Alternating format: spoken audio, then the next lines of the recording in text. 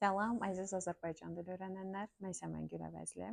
Önceliklə qeyd etmək istəyirəm ki, əgər bizim dərslərimiz barədə məlumatlı olmaq istəsəz, yeni başlayan qruplarımız haqqında məlumat əldə etmək istəsəz, sosial şəbəkələrdə, yəni YouTube-da, Instagramda bizi 2x2 az olaraq axtarışa verə bilərsiniz.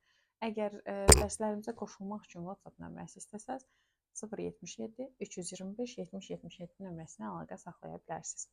İndi isə keçirəm. Mən Səmən Güləvəzli, Azərbaycan dili ədəbiyyat müəllimiyəm.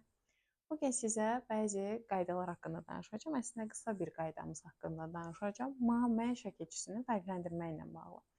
Bilirsiniz ki, ma-mə şəkilçisi bir inkar, yəni feilin inkar şəkilçisi olaraq ola bilər. Bir də feildən sifət və ya isim düzəldən şəkilçi olaraq. Bu şəkilçinin başlıca fərqi nədədir? İlk növbədə birinci fərqimiz ondadır ki, inkar şəkilçisi bilirik ki, qrammatik şəkilçidir.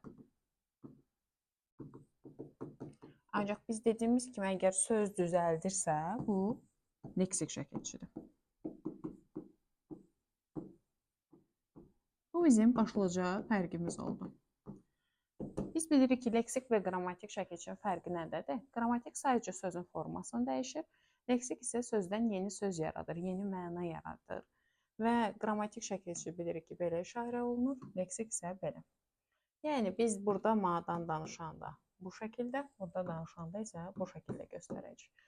Bundan əlavə olaraq, ma-mə inkar şəkilçisi olanda vurğu qəbul etmir.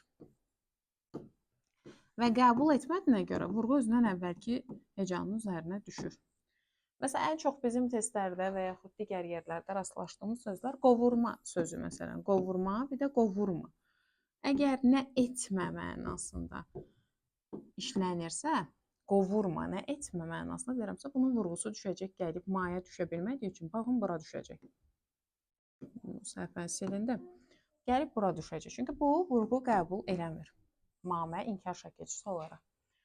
Amma əgər qovurma burada, anam qovurma bişirdi mənasında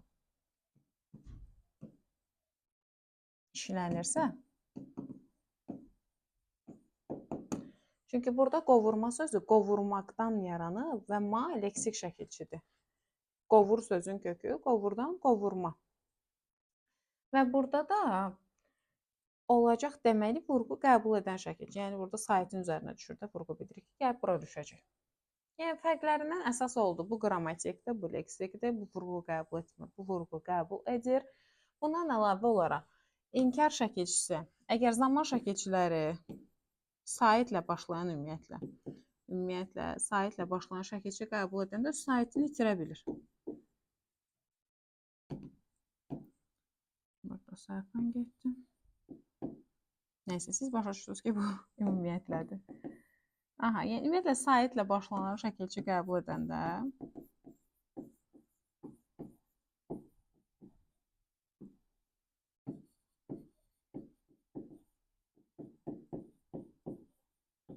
saitini itirir.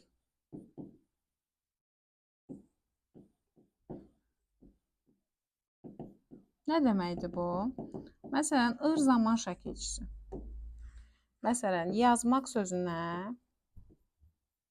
yazmamaq deyirəm də və yaxud deyirəm ki, yazmır. Məsələn, normalda ma şəkilçisi necədir? Burada kökümüz yazdı, üstünə gəldik ma, üstə gəldik ır, düzdürmü? Amma burada iki sait yanaşı gələndə mən məcbur A-nın saitini itirirəm. Bu inkar şəkilçisi ma-da baş verir. Ona görə bu bir heca şəklinə düşür. Amma əslində burada iki qrammatik şəkilçi var. Amma mən bunu burada məsələn başqa sözlə eləsəm, məsələn qovurma sözünə. Məsələn qovurmaya mən ın artırıram da, deyək ki, ın üstü 4, yəli yal şəkilçisi. Mən onda ının saitini itirə bilmərəm. Onda mən bu bitişdirici samitdən istifadə edəcəm. Bilirik ki, bitişdiricilərimiz n, y, s-dır. Məsələn, qovurma sözündə leksik şəkilçi olduğuna görə mən artıq ona saitlə başlayan artıranda n, y, s samitlərindən, yəni bitişdirici samitlərdən birini istifadə edəcəm. Bunlar oldu bizim əsas fərqli məqamlarımız. Dedik ki, nə olur? İnkar şəkilçisi qrammatik olur, digəri leksik olur. Biri vurğu qəbul edir, digəri vurğu qəbul eləmir. Biri saitlə başlanan şəkilçi qəbul edəndə nə edir? Öz saitini itirə bilir, digəri isə itirmir.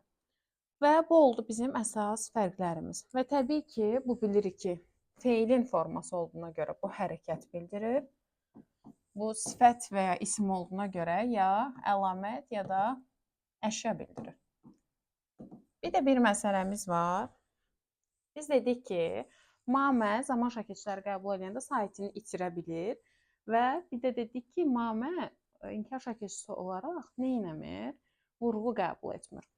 Amma qeyri-qəti gələcək zamanda, qeyri-qəti bilir ki, hərəkətin qeyri-qəti gələcək zamanda baş verəcəyini bildirir. Hansı ki, ar şəkilçisidir.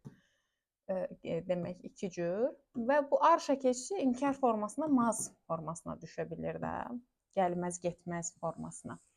Məsələn, burada gəlməzsən sözünə fikir versək, biz dedik ki, əslində bu mamə şəkilçisi mə üstə gəl, əslində zaman şəkilçisidir. Biz bilirik ki, ar şəkilçisi z formasına düşür də. Nə olur? Az, əz. Yəni bu r z-ya keçir, bir deformasiya baş verir orada. Və o zaman bu ənin saiti itir. Burada gördüyünüz gəlməzsən, buradakı sait bu zaman şəkilçisinin saitidir əslində. Bu səbəbdən də burada vurğu bura düşür. Amma yenə inkarın üzərinə düşmür. Sadəcə inkarla eyni hecaya düşür. Çünki burada inkarın şəkilçisi olaraq təkcə m qalıb. O öz saitini itirib.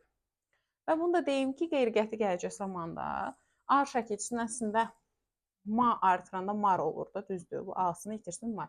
Amma burada bir deformasiya baş verir. Bu r keçir z-ya. Yəni ona görə burada belə bir qarışıq hissə var. Yəni bu şəkildə. Ümid edirəm ki, bundan sonra fərqləndirmək sizin üçün daha rahat olar. Əslində çox rahat bir mövzudur. Sadəcə qaydanı bilməyiniz kifayətdir ki, testlərdə rahat şəkildə tapa biləsiniz. İzlədiyinizə görə təşəkkür edirəm. Növbəti videolarda görüşərik. Hələlik.